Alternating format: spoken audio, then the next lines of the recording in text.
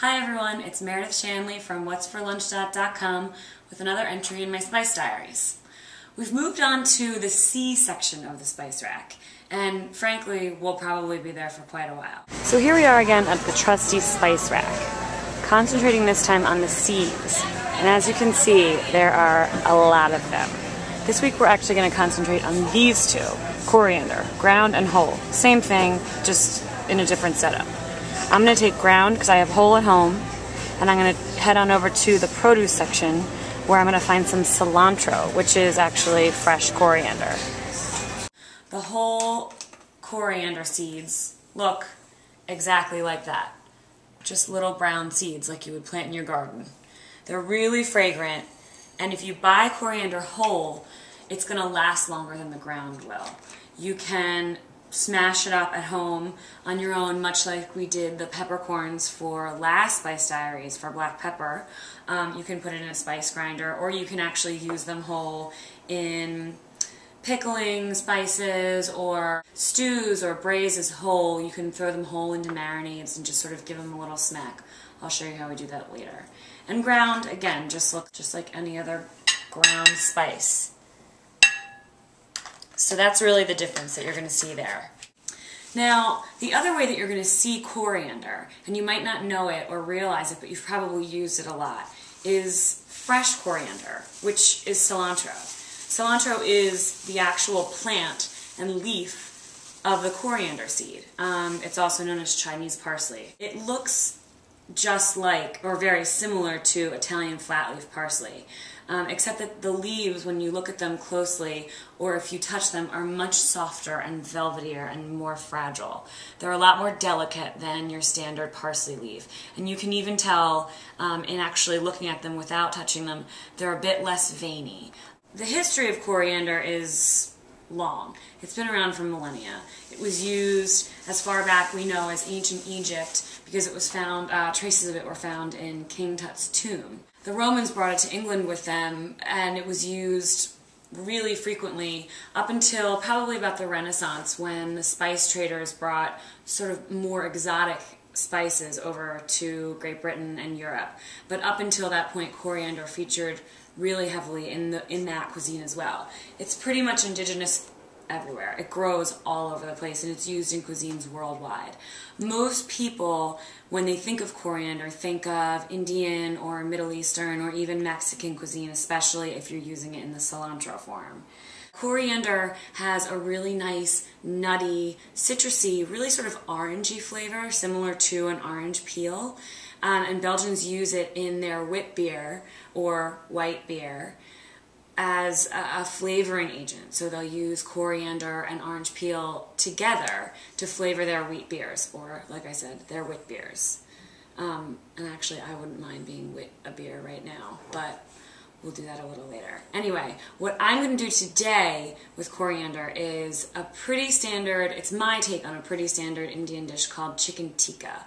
So let's go check it out. So what we're going to do is start with about a tablespoon of whole coriander seeds. And we're going to use them whole, just like this, in the marinade, but all I want to do is just sort of give them a little crush or whack with my knife before I throw them in. It's not going to necessarily, we're not grinding them or breaking them up too much, we're just crushing them a little bit to release a lot of their aroma and flavor, and you can really smell it. It smells delicious. It's really a warm, citrusy, nutty kind of smell. So in addition to our coriander, we're just going to add a little bit of turmeric. So we have our coriander, we have our turmeric, and we're also just going to use a pinch of ground cumin. See? Another sea spice. I'm also going to add about a cup of low-fat plain yogurt right into my bowl. And that's what's actually going to be the liquid for the marinade. I'm not going to use any oil or any other fatty agents. I'm just going to use this plain low-fat yogurt. I'm also going to put in, I have here about a tablespoon and a half of chopped garlic. You want to chop it pretty fine. And then since coriander has such a nice citrusy, orangey flavor, I'm actually going to grate a little bit of orange peel into my marinade. This is the part that's slightly non-traditional, but I think it's going to really go well. Those orange flavors are going to go really well with our coriander. So we're going to mix that up. So I've just got here a plain, boneless, skinless chicken breast. And all I'm going to do is cut it down the middle in half, lengthwise, and then cut it into cubes. I want relatively large cubes because I'm going to put it directly on the grill like that. I'm not going to use a skewer. So I want it big enough so that it doesn't sink right through the grill grate. And then I'm going to drop them right into my marinade. Give it a stir so that it's all coated. And then I am going to wrap it up, put it in the fridge, and it's going to sit there for 24 hours and marinate and really soak in all of those flavors. The yogurt is going to sort of break down the chicken and make it really tender, and then we're going to grill it tomorrow night. So before I serve my chicken, I want to make a little sauce to put on top of it when I serve it. What I'm going to make here is a sort of non-traditional raita, which is an Indian yogurt sauce. Usually it's made with mint and cucumber and garlic. I'm going to use mint, but I'm also going to use fresh cilantro or coriander leaves, and I'm just going to run my knife through them.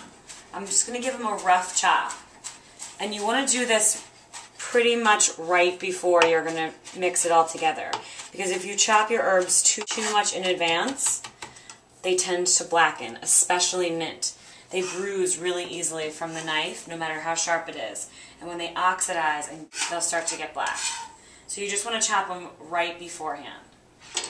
So I'm also going to use, again, some more orange zest. It's just going to pick up the flavors of the orange zest that's in my marinade, and I think it'll accent it really well and just sort of give you a hint of the flavor that's already in the chicken. And now here is where I'm going to use my ground coriander. In something like a yogurt sauce like this, or any kind of dressing, vinaigrette that you might use coriander in, the ground is really going to be helpful because it's going to mix a lot more easily into whatever it is you're stirring it into. A lot of people use coriander in batters for cakes or bread as well, and that is another great place to use ground coriander. So I'm just going to do like a quarter teaspoon. I'm going to add some salt as well, and then I'm just going to add some more yogurt. And this is really great because once you actually grill your chicken, you're not going to realize that it was marinated in yogurt. It's not going to be saucy or yogurty like that. And so this will be a nice topping to give it some moisture and some flavor and some extra flavor and some more tenderness. So it's 24 hours later, and I'm still wearing the same clothes. To the grill. So this is what I like to call urban grilling with beer. This is actually a great example of the Belgian-style lagers that would use coriander and orange peel. Blue Moon. It's also a personal favorite of mine, and I'm psyched to stand out there and drink it by the fire.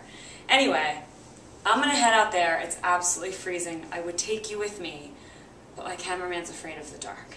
So I'm going to grill this, and I'll be back, and this will probably be empty. So here it is, grilled chicken tikka, and I actually put it in a nice little whole wheat naan, so to make it sort of like a sandwich. You could use whole wheat pita, whatever you have around. You can see here the nice golden color from the marinade, and I'm just going to put on top some of my raita. It smells so good. I'm going to work on this and drink my coriander and orange peel beer. I would get myself a fancy Pilsner glass, but it's just another dish to wash, and kind of like it straight out of the bottle. Anyway, come back next time for another Spice Diaries. I'm going to take a bite out of this, and you try it at home. Cheers.